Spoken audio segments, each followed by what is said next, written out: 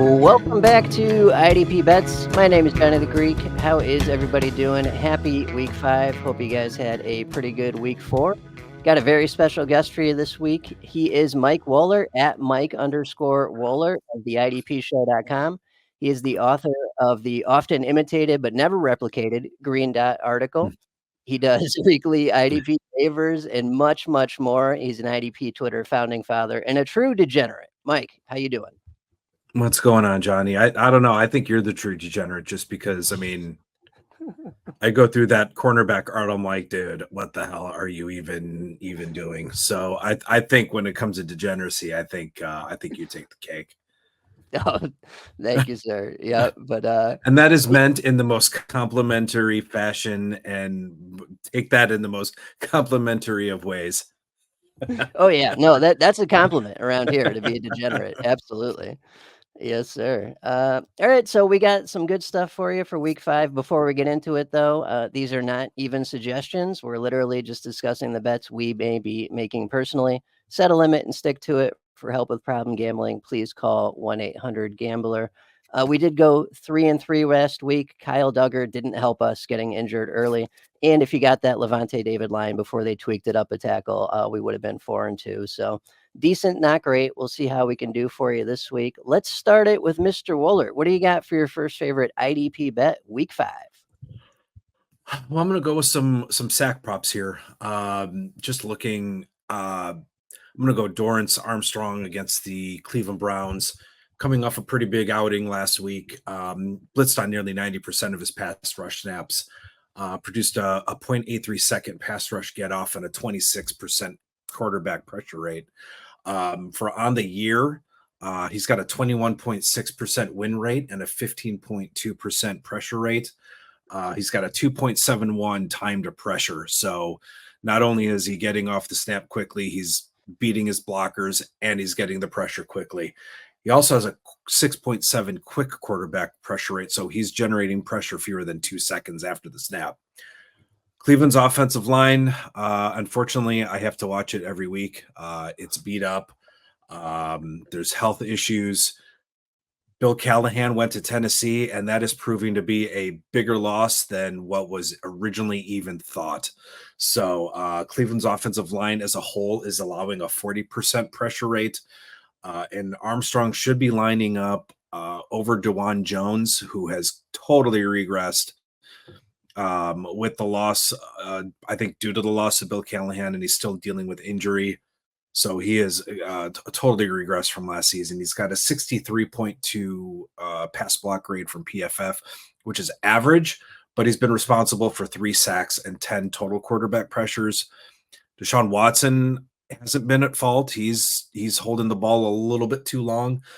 A near 3-second time to throw and about a 3.5 second hold the ball. He's holding the ball for nearly 3.5 seconds when he's sacked. So I think a whole combination of things is lining up for Dorance Armstrong to continue his streak. At least as of this recording, we still don't have any sack lines. I know I think it was Underdog, they had a half a sack. So look at those lines. If it's a quarter sack, half sack, I mean, I don't see any reason why he can't hit at least half a sack or a full sack this week. I mean, the offensive line has just has not done Deshaun Watson any favors thus far this season.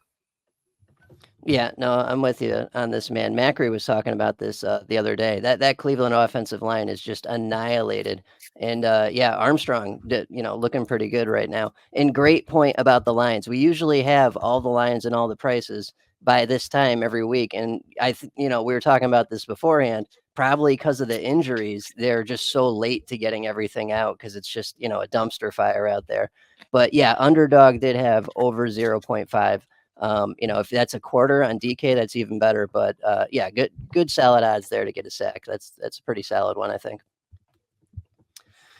All righty. Good stuff there to start us off. I'm going to go back to the well. I'm going to take another linebacker who's been very good to us the past few weeks here. We're going to go Kyzir White over 8.5 combined tackles at -110. So he's hit this 3 of the last 4 games. The only game he has not hit this was the blowout against the Rams where he sat early. And the Rams were barely on the field offensively that game. just 23 minutes time of possession for them. And Kyzir White sat after only 85% of snaps that week. He plays every snap most weeks. So San Fran right now is giving up 17 tackles per game to opposing linebackers, which is middle of the pack. But that New England game last week really dragged down that ranking a little bit with Tavai stinking up the joint. They were 6th overall for linebacker, opposing linebacker tackles the game before heading into that Patriots game. So San Fran, they're the #1 overall time of possession team at 34 minutes a game, 8th overall rushing offense, 141 yards per game. They're favored by a touchdown. They should be salting the clock away late. All this adds up to tons of opportunity for Kyzir White to surpass this line, and he's already done it 75% of the season so far. So playing it safe with my first one. What are your thoughts on that? Yeah, and then with Mac Wilson kind of teetering between a full-time and a part-time linebacker, some of those tackle opportunities open up. And like you mentioned, outside of last week against the Patriots, I mean, LB1s against San Francisco in 3 weeks. I mean, CJ Mosley went for 9 tackles. Cashman went for 13. Troy Reeder and Christian Rozeboom each went for 10. So, and even Raekwon McMillan got close in a part-time role, got to 7 in kind of a part-time role. So, Kyzir White's just a tackle machine. And between Jordan Mason, George Kill, I think some tackle opportunities certainly open up for sure. Yeah, definitely. He's been great. Kyzir's been great, definitely. Good safe one to start there. What do you got for number 2?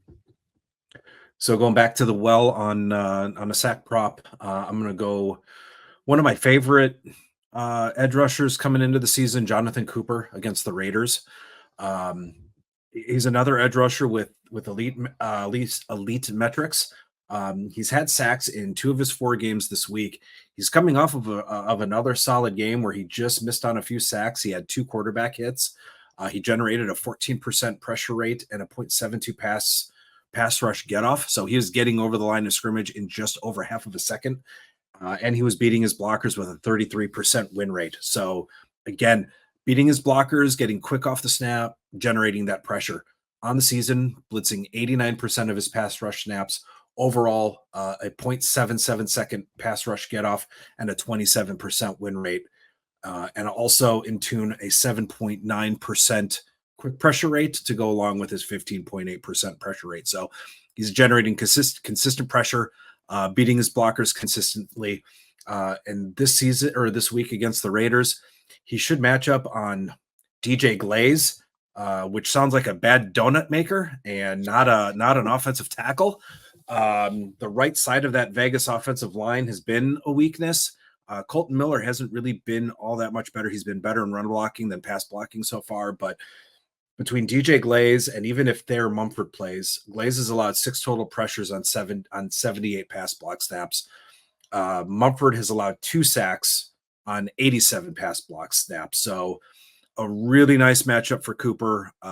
You just don't really know what you're going to get from Gardner Minshew in the backfield. So again, I think between the pressure and the offensive line matchup, I think we were looking at over a half, I think, on underdog. And again, kind of keep checking on the sack lines over on DK and even ESPN bets. I think FanDuel, they're really sporadic on what they offer in terms of sack props and things like that. It's mostly interceptions, but they'll roll out a few sack props. But if you can get Cooper at a quarter, at over a quarter sack or even a half a sack, and if it's at plus money, then take that this week. I really like the matchup with the Raiders. Yeah, no, I'm with you on this, man. And this blew my mind. I had no idea that the Broncos were the second overall team for sacks so far this season.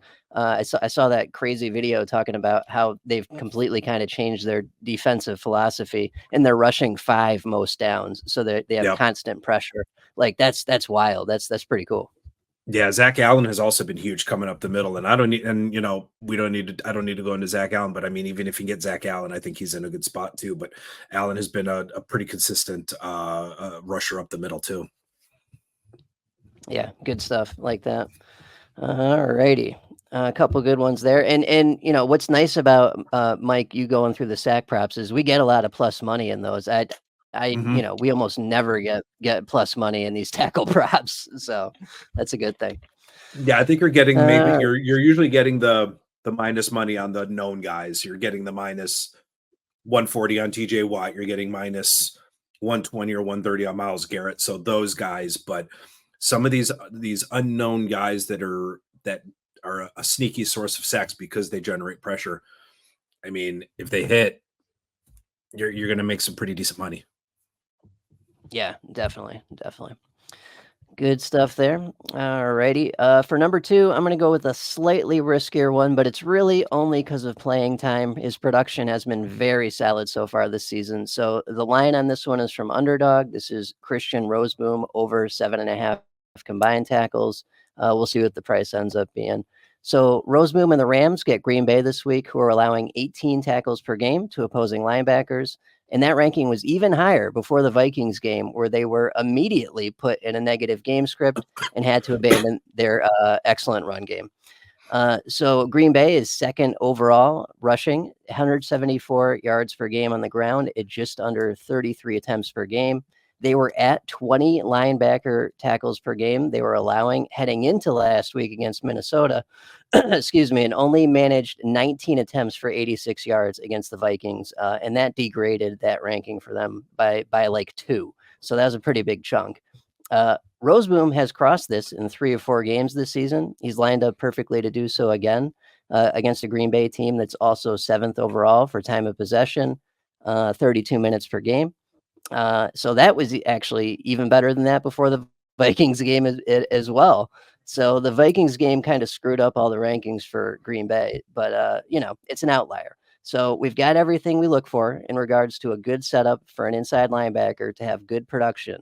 And Rozeboom and this Rams team are still missing Puka, Cooper Kupp. These guys could get crushed, right? We could easily see Rozeboom getting additional easy run stopping tackles as the Packers salt away the clock late. So I think that's a pretty good setup for him. The only thing that gives me pause is coming off the field on some of those passing downs. But what do you think? Am I crazy, Mike? No, I mean, for the most part, outside of last week, he's played in almost 74% of snaps or more in those 3 straight weeks. He only saw 62 last week, but was still ultra efficient. I mean, almost 11 tackles on 37 snaps. So I mean, what is that, about a 30 some odd, almost a high 20% tackle rate, producing, and on the year producing an 18% tackle rate.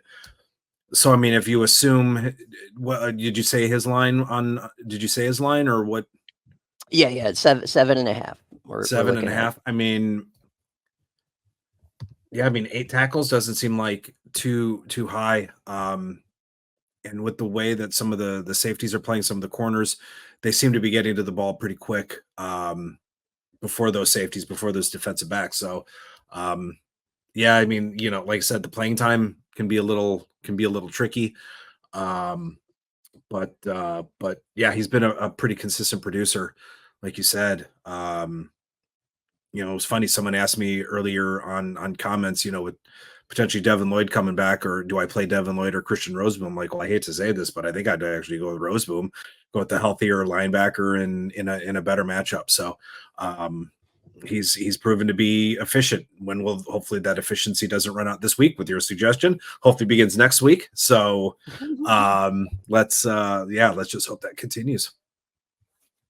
Yeah, and I honestly I looked at Reader first for this, but his line was like I think he needed 10, and he has not done that often this year, so that kind of turned me away from that a little bit, but we'll see. Little riskier, but I assume the price will probably be pretty good when that comes out, so we shall see. What do you got for number 3? So I'm going to go with Brian Burns against the Seahawks. He's coming off of a goose egg last year. I mean, no pressures, didn't do anything last week. So I think he's in a nice bounce back spot against Seattle. Kayvon Thibodeau, I will admit, has been playing pretty well. I'm still not convinced by him yet. So, but like I said, I think Burns is in a nice bounce back spot in Seattle. I think just looking at Burns's metrics over the course of the first 4 weeks, I think metrics are showing that I think a string of sacks are coming. A 0.82 second pass rush get off. The win rate is average, but still 13.8% pressure rate, a 6.4% quick pressure rate, and about a 2.5 second time to pressure. So he's getting around he's getting around his blocks, and he has still has a pretty good closing burst and a good closing speed to get to the quarterback. He should line up over Stone Forsyth for most of his pass rush snaps.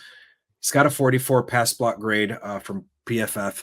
Some of those numbers are probably going to be inflated because he was a turnstile against Aiden Hutchinson last week. He just couldn't. I mean, who can stop Hutchinson this week? But total, he's been responsible for 2 sacks.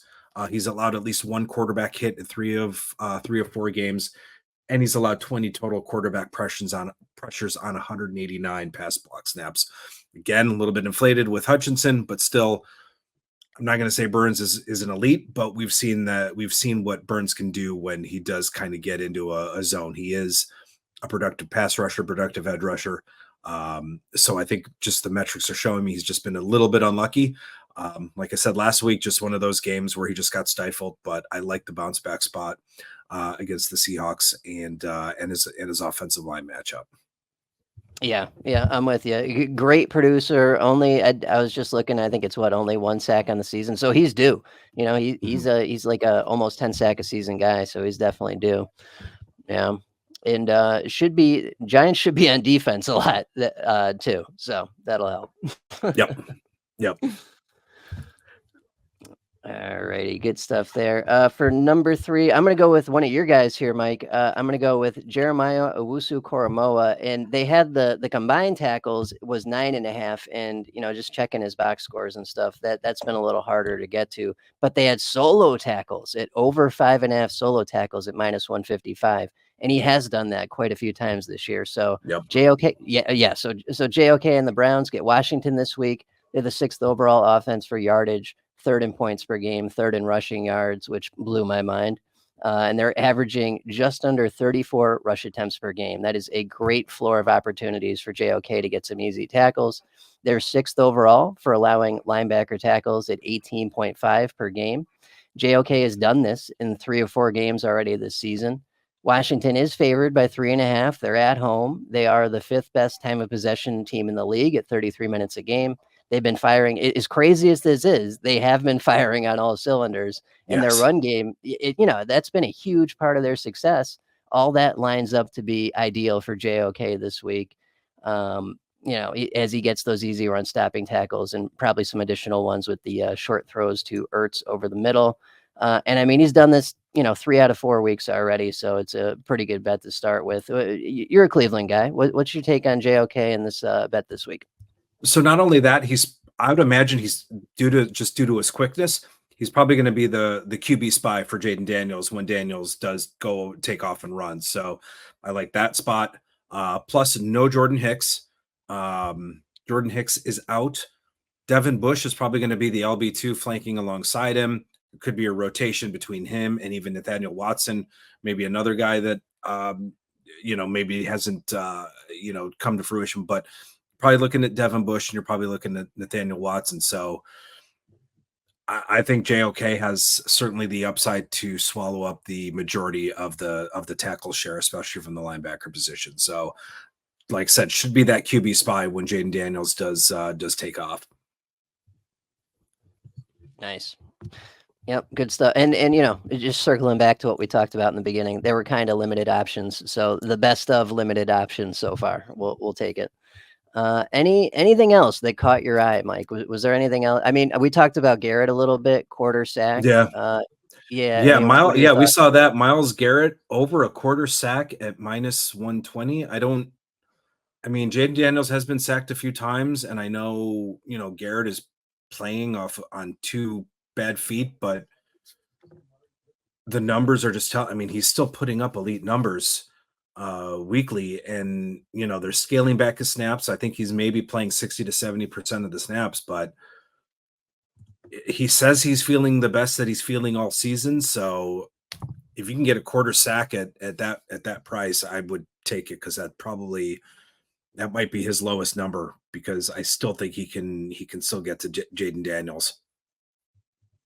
Yeah, that's too good a price and too low a sack number for Myles Garrett right there. That kind of blew our minds when we saw that. That's for sure.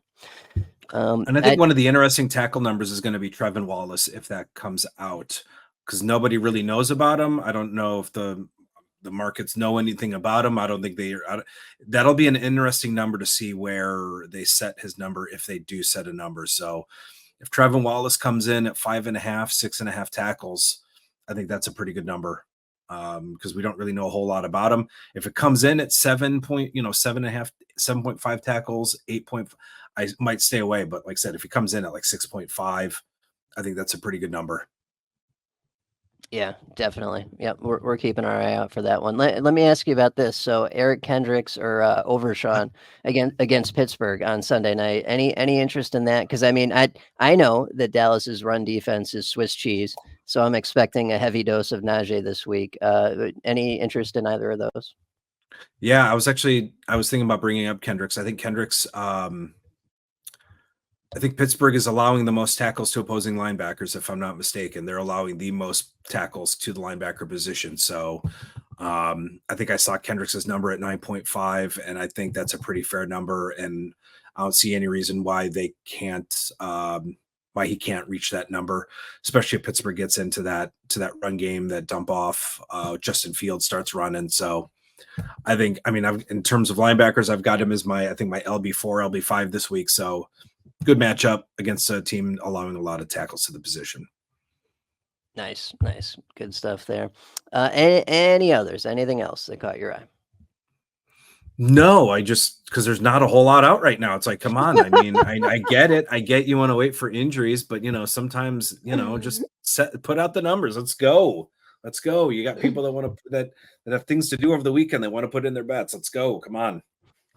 Right, and there's the rule in most books that they have to play snaps before, it counts either way. So, if they don't play, it gets voided. So just give us the number. Like, right, it's a big deal.